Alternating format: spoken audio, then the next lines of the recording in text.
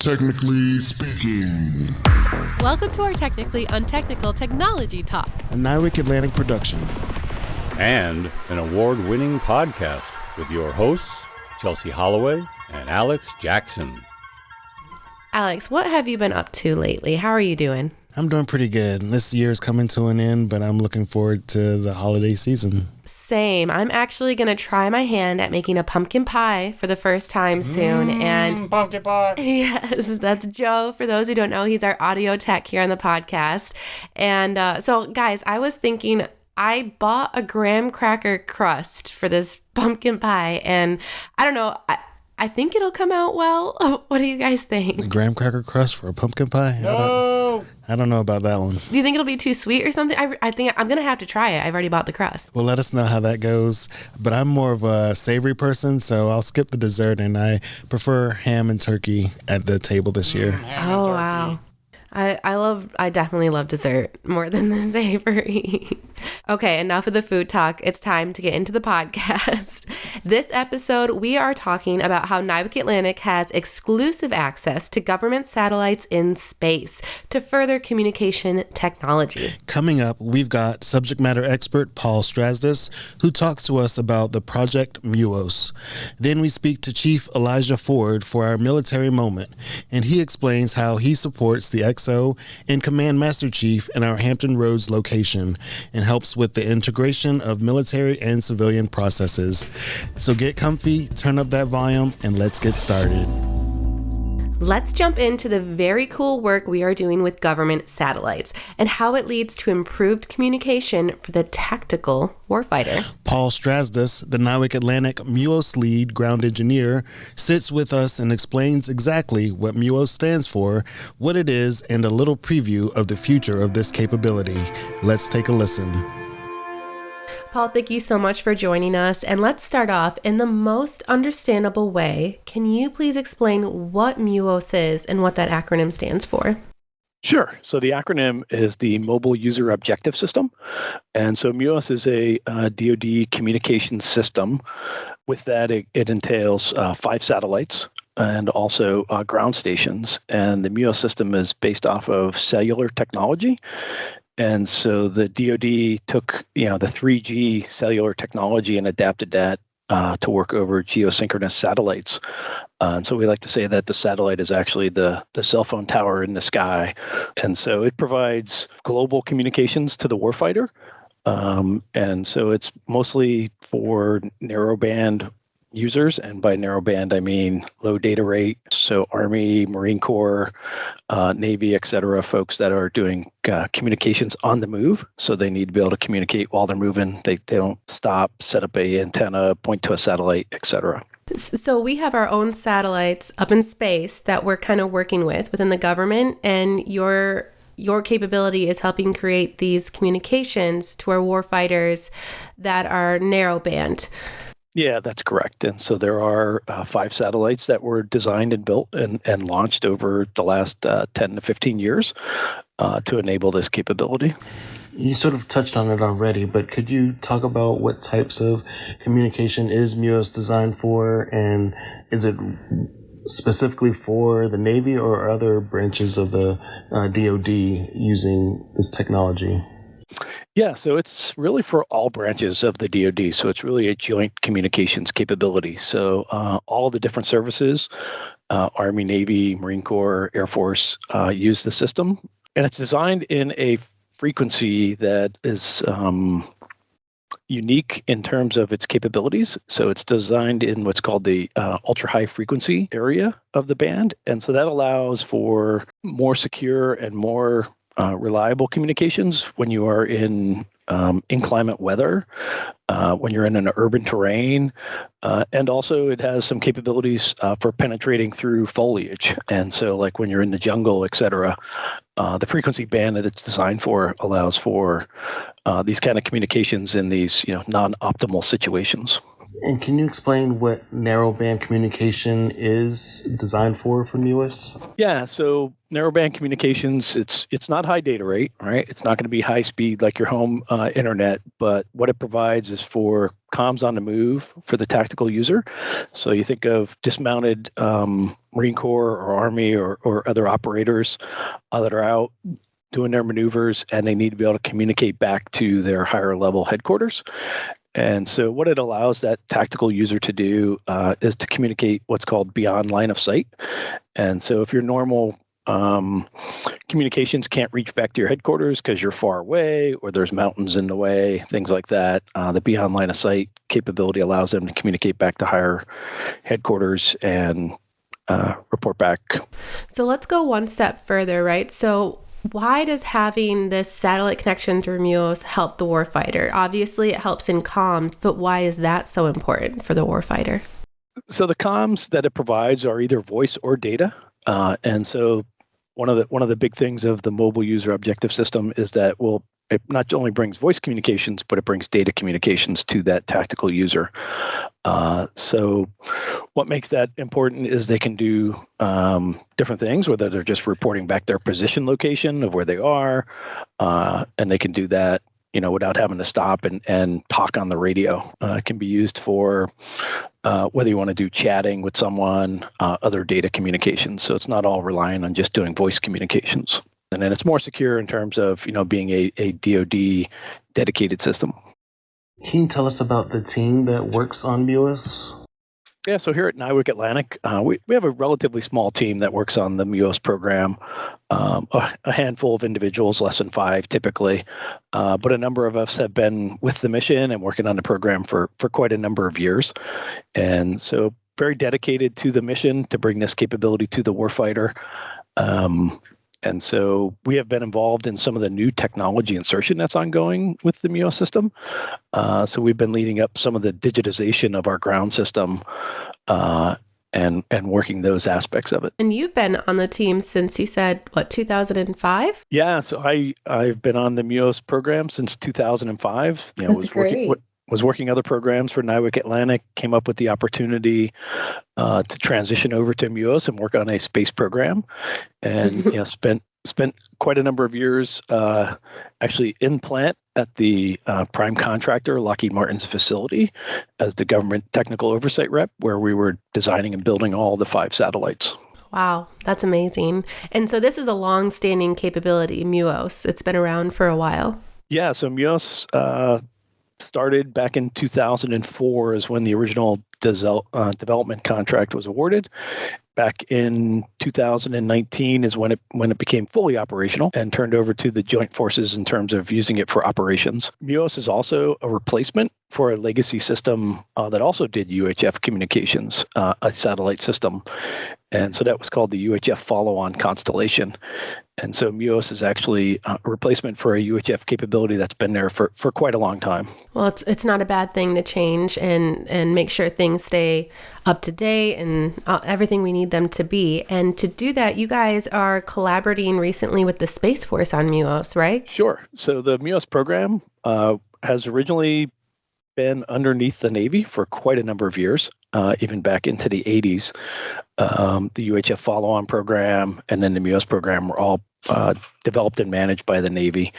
And then recently with the stand-up of the Space Force, the MUOS program as a program office has transitioned over to the Space Force. And so here at NIWC Atlantic, we're actually supporting the Space Force in this endeavor. And so we work directly with the program office, still located in San Diego, but now reporting to the Space Force. And so you get to see a broader spectrum of other space programs as well, right? And different capabilities and things that are being developed in the space domain. You've mentioned the term satellite constellation. What do you mean when you say that? So it's really just the 5 MUOS satellites that are in orbit today. So by constellation, we just mean the locations and the capabilities that the 5 satellites provide. And today they're in a geosynchronous orbit. So they're approximately 22,000 miles above the equator. And that's where the satellites live and fly. And can you give us a sneak peek on what may be next for MUOS? Yeah, so MUOS is undergoing a service life extension, designing and building 2 more satellites to replenish some of the constellation that's up there. And so that service life extension will carry the system out into the 2030s timeframe. And then in addition to that, the DoD is also studying what is the next MUOS next going to look like. So beyond that, keeping up with technology, new capabilities, what is the next satellite constellation for narrowband communications going to be? And that's all being done via an analysis of alternatives. That's so exciting. I love hearing that NIWC Atlantic is involved with satellites in space, and we've been involved in this a long time and are currently collaborating with the Space Force on it. So it's great work that you're doing, and we really thank you for coming on and speaking with us on the podcast. Thank you. Thank you for having me. Alex, I was glad to hear that NIWC Atlantic has connected with the Space Force on this capability because they are the newest branch of the military, and I think establishing that collaboration with them early is going to be really useful for our commands in the future. I've heard over the years the term seabed to space, which is a common phrase that is supposed to embody a range of excellence from our Navy, and that's exactly what MUOS does. Provides quality and secure communications to our warfighters from seabed to space. Next, we have our military moment with Chief Ford, who explains how his administrative work directly affects warfighter performance.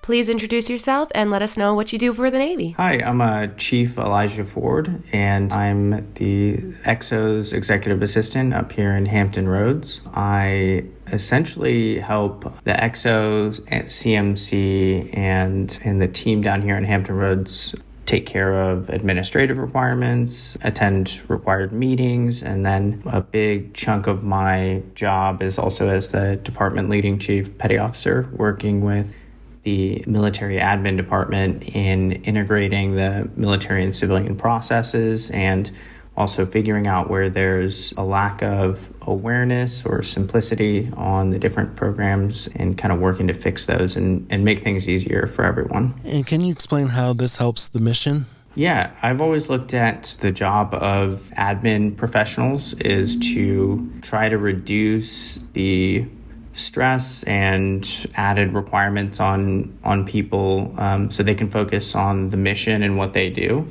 And so that's been a major focus is I feel like the less our military personnel have to worry about knowing how do I take care of this or that, the more they can focus on getting the work done. Absolutely. The more you can take off their mental load, the more they can focus, like you just said, on getting the work done and doing what they need to do to further that mission of providing information warfare solutions. Please tell me, why did you join the Navy? So I joined the Navy to see the world, really. I had a friend who came home from boot camp, and he said, I'm moving to Sigonella, Sicily. And I went, where's that? And he said, Italy. And I immediately started Googling furiously and joined the Navy, and I've managed to live in San Diego, California, Yorkshire in the United Kingdom in England, Singapore, Seattle, Washington, Jacksonville, Florida, which was less of an adventure, and then now I'm here in Norfolk. What's your favorite place that you've been to so far since you like to travel? So as far as living England, I dream about it all the time. It was the most spectacular place I've ever been or I've ever lived. And then I think Tokyo, Japan is probably my favorite big city. And then Laos in Luang Prabang is probably a place that I think about all the time. It was just such an incredible place to visit. What kind of advice would you give to someone who's interested in joining the Navy? Definitely, I would recommend that people spend some time online reading about the different jobs that you can do in the Navy and put the work in to know what you're getting into, because the Navy is very different depending on what job you do. I think some people kind of have this idea that they're just gonna, just see what they tell me about. But, everybody has a different perspective, and the internet lets us get a lot of perspectives all at once. So I would definitely say do your homework before you join and understand that. And just know that it's not going to be easy for your first 4 years, but what you get back from the military is absolutely incredible. I always tell people if you join the military and you really work hard your first 4 years, even if you don't stay in, it's kind of your ticket to moving your station in life. So regardless of where you came from, you can come out of it and have job opportunities and college education opportunities. It's one of the few places you can do that in America, where you can grow up in the poorest situation and leave owning a house as a 22, 23-year-old. It really does open a lot of doors, because not only are you able to see the world like you get to do and the job opportunities that you mentioned, but there are a lot of benefits that when you mentioned a house, like that you get from serving. So if you stay in or get out, you have certain benefits that help you financially into owning a home, going back to school. It's really a great way to kind of get a little bit ahead if you did come from a situation that didn't help you get ahead in life. And you get so much training and expertise knowledge as a part of it. So I definitely agree there. I think those are very wise words. And thank you so much for what you do with NIWC Atlantic and the Navy, and for speaking with us today. Of course. Thanks for having me. The military really is a great place to get some traveling under your belt. I also related to when he was talking about how joining could really help him kind of get ahead in life in some ways. And that was coming from personal experience. I was both active duty and a reservist for the Air Force, and I got to benefit from all of those things, like the GI Bill, VA home loan, and I got to travel, which was pretty great. Yes, that was really great advice that he provided, and how it's important to sort of stick out those 4 years. And I think it's similar to being in the civilian workforce as well. You want to get your footing as you start out in the government career, and I've been here for a while now, but I've really enjoyed being a part of the Navy. You have been here for a while, Alex. Hasn't it been like over 10 years, 15 years that you've been here with NIWC Atlantic? Yep, I just hit my 14th year. He was just a child when he started. Well, thank you for your service, Alex. And we're all kind of coming together and trying to support that war fighter here at NIWC Atlantic. And you're a member of the Navy too, in a sense, you know? Absolutely, and thank you for your service as well. As we come to a close, please remember to learn about anything we've mentioned in the podcast. Check out our social medias under NavWar or our NIWC Atlantic website. Links are in the description. And that wraps up another episode. Thank you as always for listening. We hope you enjoyed the second season of our Technically Speaking podcast. We are taking a break for the holiday season and will return in the new year. If you have a tip or story that you think should be included in this podcast, please contact us at our public affairs email address, which is listed in the description. Naval Information Warfare Center Atlantic, also known as NIWC, is the East Coast branch of the Naval Information Warfare Systems Command within the Department of the Navy. We develop a range of technologies that provide state-of-the-art capabilities to the United States military.